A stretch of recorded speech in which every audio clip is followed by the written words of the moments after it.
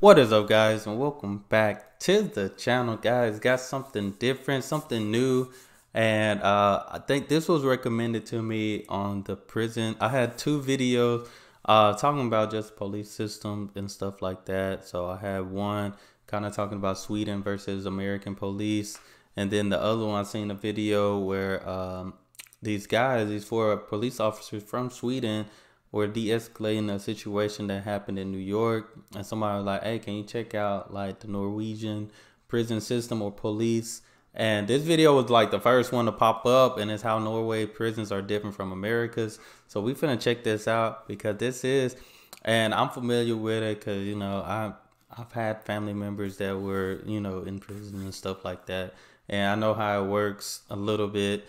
But because things changed from the time that I was going and stuff, visiting at least.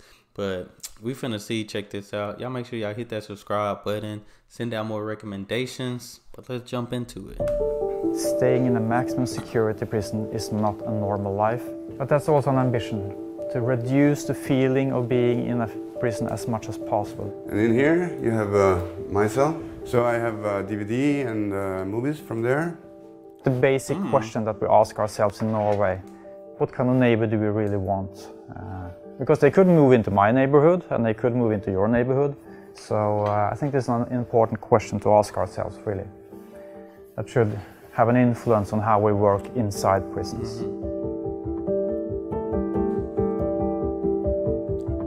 Dang. I feel like that number is growing.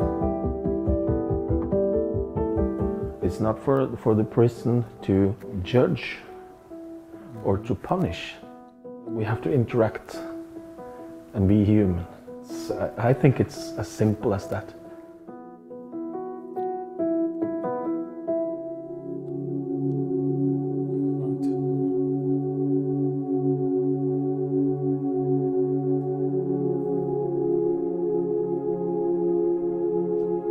Man, that's a good thing right there. Sometimes you gotta see what you're doing wrong. What can you do first to help the situation? The most important thing is how we treat people. This is the four key elements that I would like you to remember. The principle of normality, the focus that we have in Norway on humanity inside prisons, what we call dynamic security, and the emphasis that we put on reintegration into society.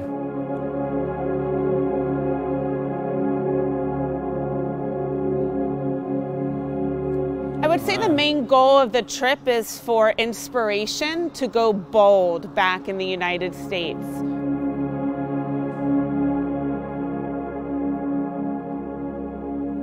Let's talk a little bit more about Halden then.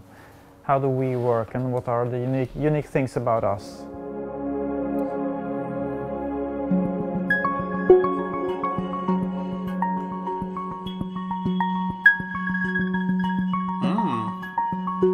Now see, that look like, it's like, you know, they're in prison, but this look like, even though they made a bad decision, it lets them know like there's still hope and that they don't just deserve less just because they made a mistake or a bad decision. That's what this is looking like, because like, I don't know, if you be on TikTok and you see people like from prison on TikTok and stuff, it look real bad. Like they don't even look like they have a decent bed to sleep in type thing.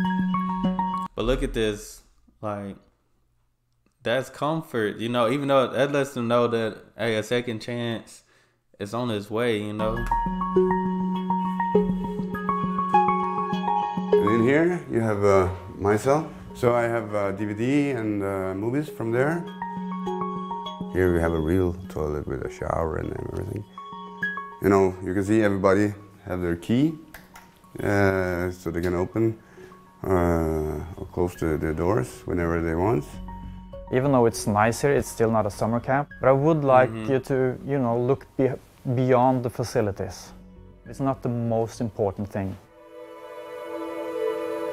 So this is the cell. Every cell is similar. And here we have the kitchen, where I used to prepare the food. You can see here, it's inside here.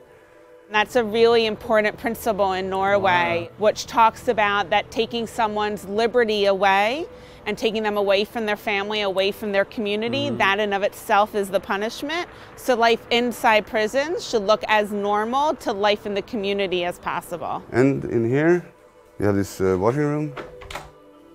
You can wash the clothes and dry it. Staying in a maximum security prison is not a normal life. And I noticed you're just wearing normal clothes. Yeah. That's allowed. You can wear whatever you want. But that's also an ambition to I know in America they just give them a jumpsuit, and I mean I don't really know all the details, but it seemed like they always just wearing like the same little suit, maybe a different shirt or something, different shoes like slides or something like that. You can wear whatever you want. But that's also an ambition to reduce the feeling of being in a prison as much as possible. That's the normality principle. How you can normalize the correctional setting for individuals to transition out, bigger challenge in our system, but definitely something to think about. The commissary, the stores, where an individual actually gets to go to a real store and pick out commissary items. I think that's a good adds to the normalization. We think this is the most important part. Dynamic security sounds like a very fancy thing, but it's really just having a normal interpersonal relations between the officers, or all staff really, and the inmates.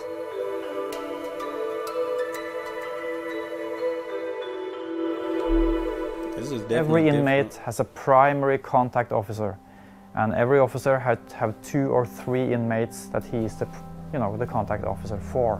That was the ambition, from guard to also be a social worker. Wow, that's real good right there.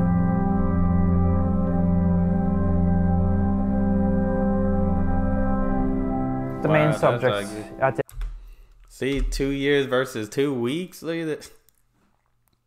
Come on now. Who's learning the most? Who's learning the most? Knowledge is power. The more you know, the more better you can perform and execute what you learn. It shouldn't take 2 weeks, a couple of weeks. The main subjects at the academy: ethics, psychology, communication technique, criminology, law, human rights. Of course, they do learn self-defense, they do learn extraction techniques, they do learn to work as a team, but that's not, that's not the major components. It's about how do you treat people respectfully. My family always think that I just play games, because that's why I like very much to play games. So I often play cards and stuff with inmates. I know in some states it's forbidden and will have consequences for you if you interact with inmates as a staff member. Quite the opposite here. We expect and demand an interaction between staff and inmates. It's kind of friendship with someone, and to see the progress and see the changes, that's the best way to job. The context. I feel like that's important to still interact with them, because like with them, they can be the one to tell them about, making the right choices and how they can really help them. Because most people that are in prison, most of them don't know no better. And who's going to tell them? You know what I'm saying? So, of course, if they're locked away and can't even talk to nobody other than other inmates, then they're not still going to learn any better. So I feel like that's important that they're interacting with them, because now they get to know them a little bit more, and now they're trusted staff, That's the best way to job. The contact officer is, for example, sitting down with you and making you a future plan. So what for steps by steps to become a free man. From day one. Yeah. So the officers need to know everything about the system and give advice to the inmates about the future, what steps should they take.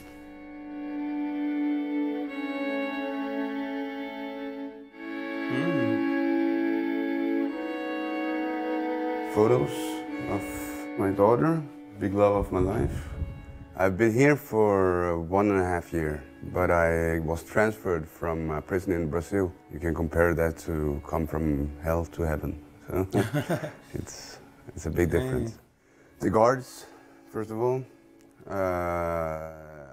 In Brazil, the guards are more you feel bad and weakness, the more they feel good. Here you have the guards, you know, they was very kind to me when I came. They are still very kind. We can speak, you know, they treat me as a human being. In Brazil, you get treated like an animal. I've been working here since the opening in 2010, and I've been working other prisons before that also. It's not for the prison to judge or to punish, because the police catch the guy, goes to the court, and it gets a sentence perhaps, and then it comes to prison with that. We have to interact and be human. I think it's as simple as that. Because they're still human. They can, you know, they might have made a decision to get landed in there, but people learn from their mistakes. There are some people that don't, but don't get me wrong, but there are some of those that still learn from their mistakes, and we can't hold people to their past decisions when they're working on their new self, you know? I think it's as simple as that. It really is, because we can create walls between us, but that doesn't help anything. We have to communicate, we have to interact. Without approaching people with respect and dignity, it's impossible to sit down the next day and talk about his future, because he will not have any trust in you. So in order to, you know, work well with reintegration and future planning, etc., there has to be, you know, a foundation there of trust between the staff and the inmates.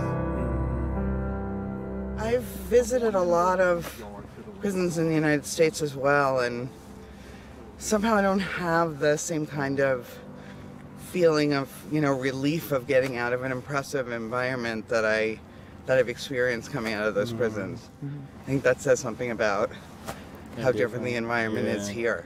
I think I have big opportunities here to prepare myself for the life after prison. I thought there is still hope, there is still opportunities, you know, to get a good life after getting out. So, yeah. Man, that was incredible. That was, I mean, the video was so, like, it seemed like it was so humble, so chill vibes and stuff like that. But, you know, I feel like they're doing a good thing because they're preparing them to go back into the real world. I mean, I can't speak on every prison, but I don't know how it is everywhere. But, like, just from this example, I feel like this is needed because everybody deserves a second chance, you know. Even depend on what you do. Like, I mean, I don't know, like, most people, even when they go, they might have did something real bad, but you still can't count people out, you know. But all in all, it just depends. But I know there was another, I seen a movie, oh, not a movie, it was a documentary on Netflix about another prison as well. It might have been Netflix, but it was like in LA, and they had like a basketball team, you know, and the Golden State Warriors would come and play pickup ball with them and stuff like that. Not like the actual players, but like the staff and like coaches and stuff. So I thought that was pretty cool. So everywhere, it's not too bad everywhere. I guess it depends on where you go, but I appreciate the recommendation because this is important to see. This was important, but hey, send me more recommendations. Y'all hit that subscribe button. That's all I have. Y'all be blessed, be the best, and be you. I'm out.